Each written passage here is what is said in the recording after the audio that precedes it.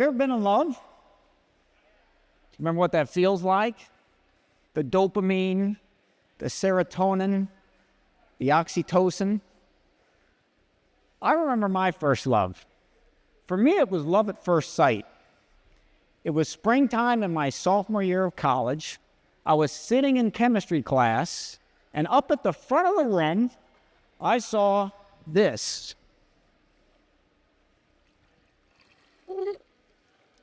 It looked as though my professor turned water into wine. And then he turned the wine back into water. Now, I was blown away when I saw this, but it's really a simple chemistry experiment. In these flasks is an acid-base indicator. And an acid-base indicator is a molecule that just changes color depending upon whether it's in an acid or a base. In this case, it's in an acid, and the dye molecules have a ring-shaped structure. However, and it's colorless, if you change the conditions such that it's alkaline or basic, those rings pop open, and with that change in chemical structure comes a change in color. Now, just like the molecules in this experiment were transformed in the experiment, I was transformed when I saw it. And for the first time in my life, I knew what I wanted to do with it. I want to do science experiments for people. And I figured the best way to do this would be to teach. So I changed my major to chemistry education, which required an extra year of study. And after I earned my degree, I got a job teaching middle school science in the public schools in North Carolina. But there was an issue. Rather, I should say I had issues.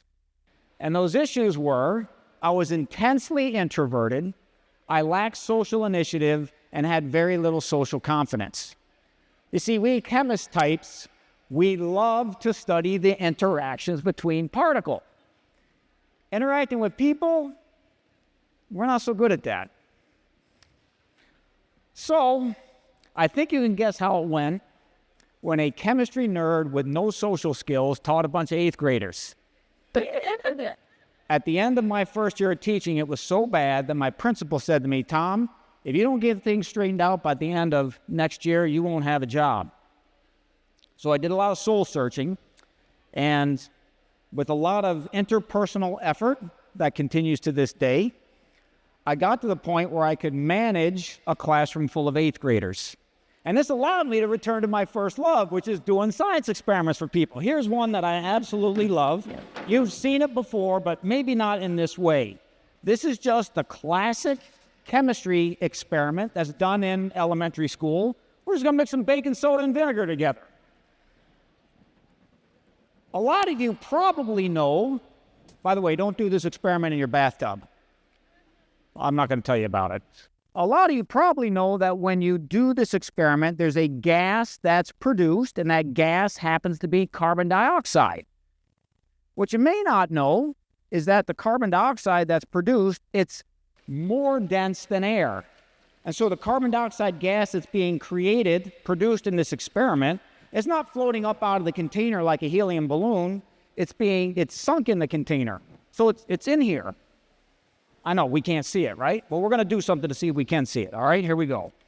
What I'm going to do is I'm going to exhale some air into a bubble. And you might say, wait a minute, you exhale carbon dioxide. Well, that's true, but only 4% of what we humans exhale is carbon dioxide. So this is mostly air. And we do have a bit of wind. I thought that might happen. A little new observation here. Come on, baby. Oh, it's floating right out. Look at that. God, that's a beautiful bubble.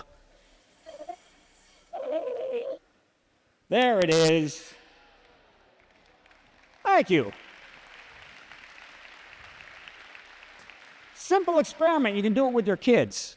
The less dense air bubble floats on the more dense carbon dioxide.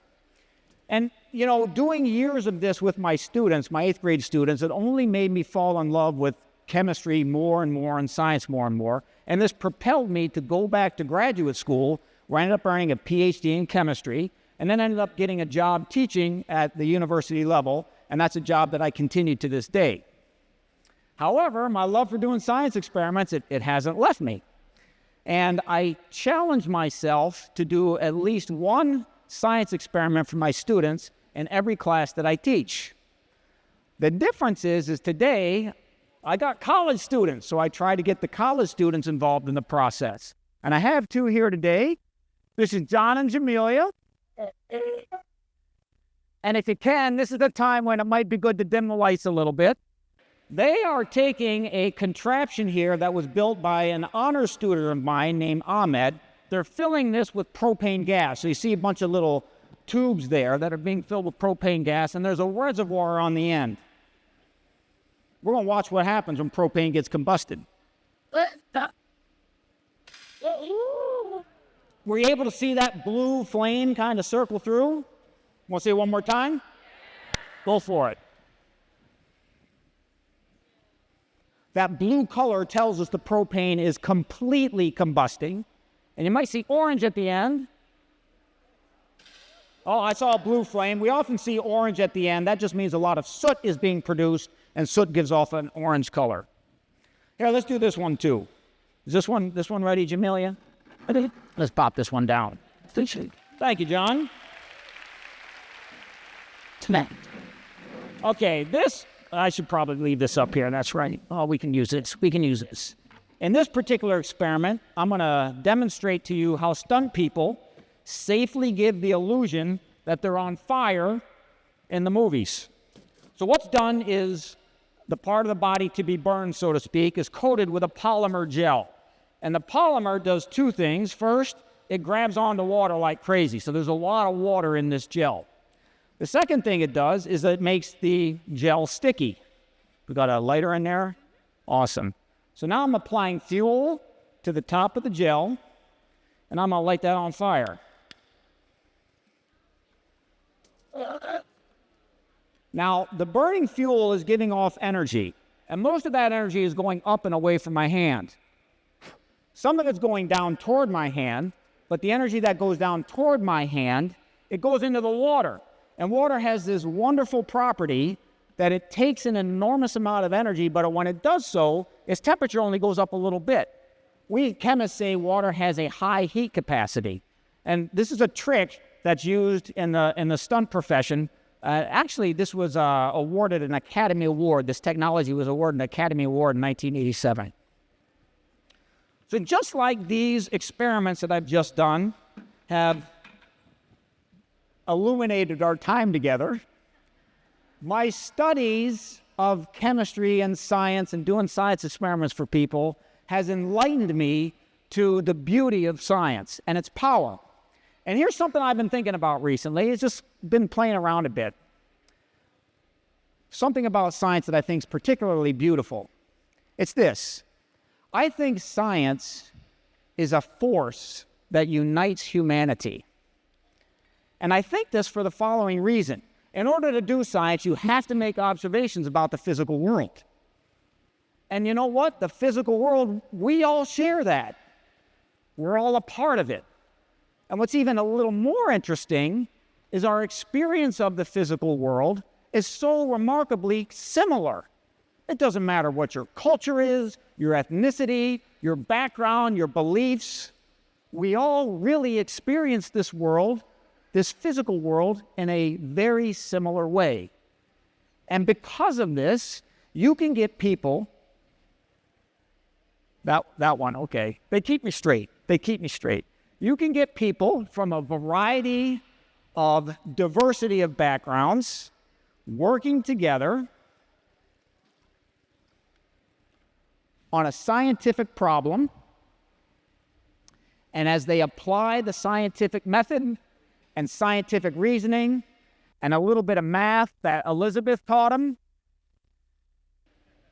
you come to agreement. You get the same answer. And achieving that kind of unity and diversity, come on, man, we need that.